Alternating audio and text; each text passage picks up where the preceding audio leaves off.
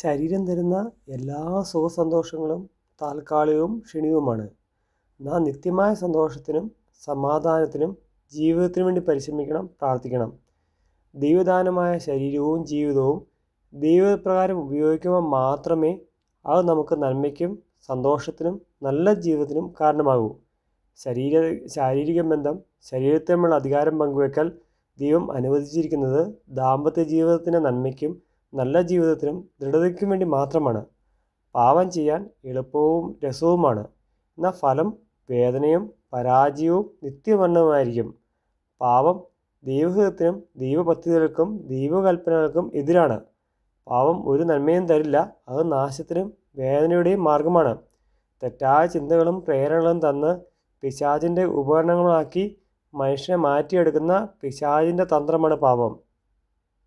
അതിൽ വീണു പോകാതിരിക്കാനുള്ള കൃപയ്ക്കായി നാം ദൈവത്തോട് പ്രത്യേകം പ്രാർത്ഥിക്കണം. ശാരീരിക ഇഷ്ടങ്ങൾ ദൈവപ്രകാരം ഉപയോഗിച്ച് നല്ല ഫലങ്ങളുള്ള നല്ല ജീവിതങ്ങളാക്കി നിത്യമായ സന്തോഷത്തിൻ്റെയും സമാധാനത്തിൻ്റെയും ജീവിതത്തിൻ്റെ മാർഗത്തിലൂടെ ചിരിക്കാനുള്ള കൃപയ്ക്കായി നമുക്ക് ദൈവത്തോട് പ്രാർത്ഥിക്കാം.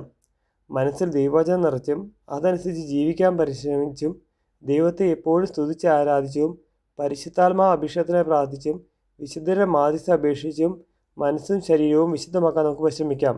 വിശുദ്ധി നിറയുമ്പോൾ അശുദ്ധി അകന്നു പോകും. പ്രകാശം നിറയുമ്പോൾ അന്ധകാരം മാറും. അന്ധകാരം എടുത്തു മാറ്റാനുള്ള ഏറ്റവും എളുപ്പമുള്ള വഴി പ്രകാശം നിറയ്ക്കുക എന്നാണ്. അതിനുള്ള കൃപയ്ക്കാൻ നമുക്ക് ദൈവത്തോട് പ്രാർത്ഥിക്കാം. ദൈവം എല്ലാവരെയും സമർത്ഥമായി അനുഗ്രഹിക്കട്ടെ.